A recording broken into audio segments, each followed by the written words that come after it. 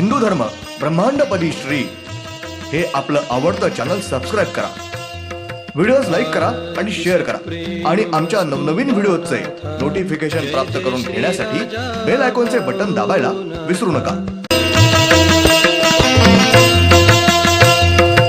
आरती सप्रेम मस्कोबानाथा, जय जय श्री राजा भाऊनाथा. ॐ भूर्भुर्गव आदिशक्ति ब्रह्माण्डच्च दिव्यशक्ति प्राप्त्यर्थच्च परमेश्वराय नमेन. गायत्रीयं कालभैरव दिव्यशक्ति नमो शिवाय. ब्रह्मांडपदी श्री सप्तशक्ती महाग्रंथ. ब्रह्मांडपदी श्री सप्तशक्ती महापंथ. सत्य हाच धर्म. जसा खवळलेला समुद्र, जसा पूर्ण आकाश, जसा सूर्य, तसा मी. शिवोहम. मागील म्हणजे भाग क्रमांक 164 मध्ये आपण पाहिलं, त्या स्त्रीच्या शरीराच्या बाहेर येत असताना त्या बालकाच्या शरीरामध्ये पुन्हा ही शक्ती जीव घालत असते आणि बालक मूल हे जिवंत शरीराच्या बाहेर येत असते. प्रत्येक महिन्याला एक आत्मा त्या ठिकाणी श्री डोमकावळा हे घेऊन येत असतात आणि दुसरी शक्ती तो आत्मा गर्भात घालतात. आता पाहूयात भाग क्रमांक 165. याप्रमाणे 9 महिन्यात श्री डोमकावळा हे 9 आत्मे त्या ठिकाणी आणून पोचवतात आणि दुसरी शक्ती तो आत्मा बालकाच्या शरीरात गर्भात घालतात आणि त्या गर्भाची 9 महिन्यात पूर्ण शरीराची वाढ झाल्यानंतर ते बालक त्या स्त्रीच्या शरीराच्या बाहेर येते. त्यावेळी श्री डोमकावळा हे तेथे जीव हा घेऊन येतात आणि दुसरी शक्ती त्या बालकाच्या शरीरामध्ये तो प्राण घालतात आणि ते बालक जिवंत त्या स्त्रीच्या पोटामधून सुखरूप बाहेर येत असते. श्री डोमकावळा हे अगोदर त्या स्त्रीच्या गर्भात दर महिन्याला एक आत्मा घालतात आणि शेवटी जन्मतेवेळी जीव घालतात आणि ते बालक जिवंत होऊन जन्म घेत असते आणि त्या बालकाच्या मृत्यूच्या वेळेस, म्हणजेच प्रत्येक प्राण्यांच्या, मानवाच्या मृत्यूच्या वेळेस अगोदर त्या मानवाचा बालकाचा जीव हा घेऊन जातात आणि नंतर आत्मे घेऊन जातात. जन्मताना अगोदर आत्मे आणि नंतर जीव आणि मृत्यूच्या वेळी अगोदर जीव आणि नंतर आत्मे. श्री डोमकावळा हे मानव मृत्यू पावल्यानंतर त्याचे आत्मे आणि प्राण हे श्री पाताळ येथे नेऊन पोहोचवतात आणि जन्मतेवेळी आत्मे आणि प्राण हे श्री डोमकावळा हेच श्री पाताळ येथून आत्मे आणि प्राण घेऊन येत असतात. श्री डोमकावळा यांना त्यांच्याशिवाय दुसरे वेगळे कार्य दिलेले नसून त्यांना सर्वजण 6 नंबर काळ पक्षी, शक्ती राक्षस या नावाने ओळखतात. ब्रह्मांडामधील प्रत्येक कोणताही प्राणी, पक्षी अगर मानव हा जन्मास येत असतो तेव्हा त्याच्या शरीरामधील जीव म्हणजेच प्राण हा पूर्वीचाच म्हणजे जुनाच असतो, परंतु त्याच्या नवीन जन्माच्या वेळेस त्याचा शरीरामधील सर्व आत्मे हे पूर्णपणे नवीनच असतात. म्हणजेच त्याचा प्राण हा जुनाच असतो, परंतु सर्व 9 आत्मे हे पूर्णपणे नवीन निर्माण झालेले असतात. त्या आत्म्यांनी नवीन जन्म घेतलेला असतो. श्री परमेश्वर म्हणजेच श्री दिव्यात्म शक्ती यांनी त्या मानवाच्या शरीरामध्ये आत्मे घालण्यासाठी दर महिन्याला एक नवीन आत्मा निर्माण करून दिलेला असतो.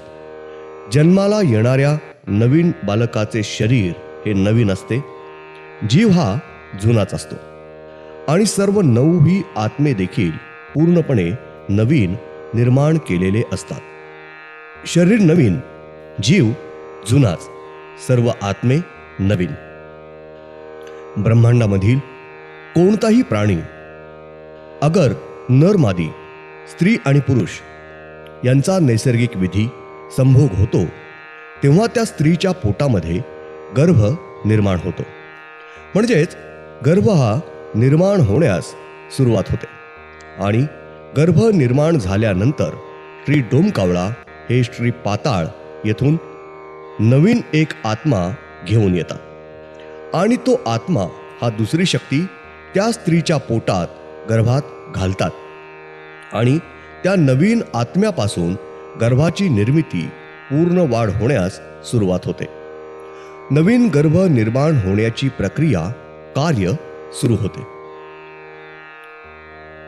त्यानंतर दुसऱ्या महिन्यामध्ये नवीन आत्मा आणून त्या गर्भात घातला जातो.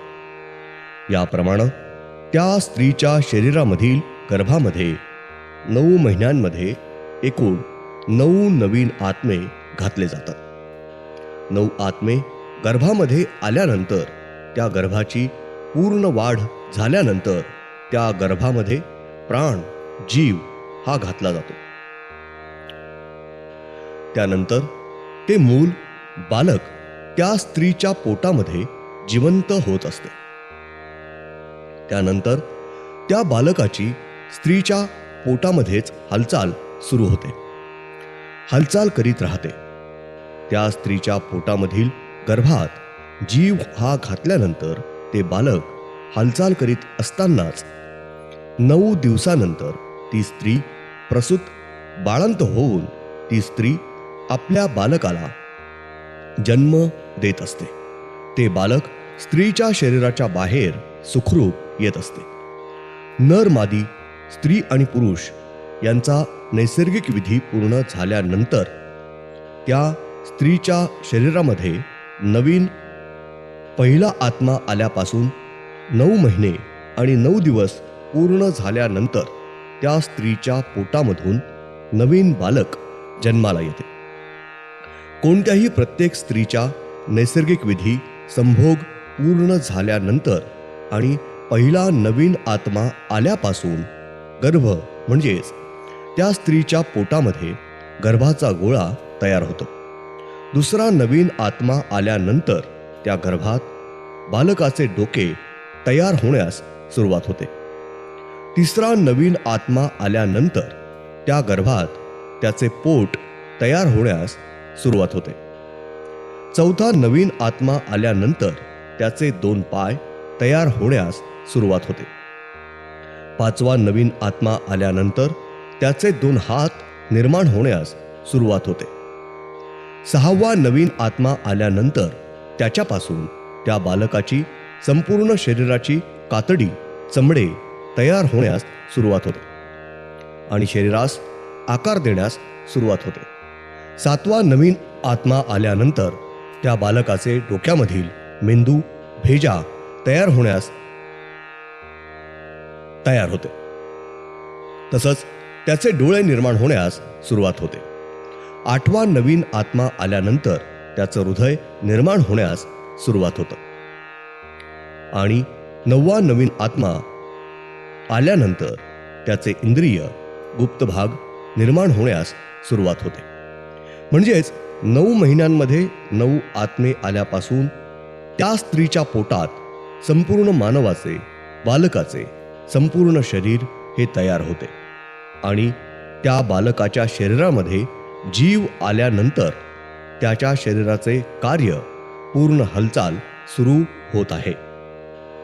स्त्रीच्या शरीरामधील गर्भामध्ये पहिला आत्मा आल्यानंतर त्या बालकाचे डोके, शीर, कान, नाक, तोंड, जीभ दात वगैरे आणि संपूर्ण डोके तयार होण्यास सुरुवात होते. दुसरा आत्मा आल्यानंतर त्याचे पोट म्हणजेच पोटामधील सर्व अवयव निर्माण होण्यास सुरुवात होते. तिसरा आत्मा आल्यानंतर त्याचे दोन्ही पाय म्हणजेच पायामधील सर्व अवयव निर्माण होण्यास सुरुवात होते. चौथा आत्मा आल्यानंतर त्याचे दोन्ही हात म्हणजेच दोन्ही हातामधील सर्व अवयव निर्माण होण्यास सुरुवात होते. पाचवा आत्मा आल्यानंतर त्या मोकळ्या शरीरावर संपूर्णपणे कातडी, चमडे, आवरण निर्माण होण्यास सुरुवात होते. सहावा आत्मा आल्यानंतर त्याच्या डोक्यामधील मेंदू, भेजा, सर्व अवयव निर्माण होण्यास सुरुवात होते. धन्यवाद. पुढील म्हणजे भाग क्रमांक 166 मध्ये आपण पाहणार आहोत. सातवा आत्मा आल्यानंतर त्या बालकाचे दोन्ही डोळे, त्याचे सर्व अवयव निर्माण होण्यास सुरुवात होते. आठवा आत्मा आल्यानंतर हृदयाचे सर्व अवयव निर्माण होण्यास आणि कार्य करण्यासाठी हृदय सिद्ध होत असते. आणि नववा आत्मा आल्यानंतर त्या बालकाचे इंद्रिय, गुप्त भाग सर्व अवयवांसहित निर्माण होण्यास सुरुवात होऊन ते आपले कार्य करण्यासाठी सिद्ध तयार होत असते. याप्रमाणे 9 महिन्यांमध्ये 9 आत्मे येऊन त्या बालकाचे चेहरा, शरीर रचना पूर्ण होऊन सर्व कार्यास सिद्ध होत असते. ओम श्रीनाथ म्हस्कोबानाथ श्री राजा भाऊनाथ प्रत्यक्ष ये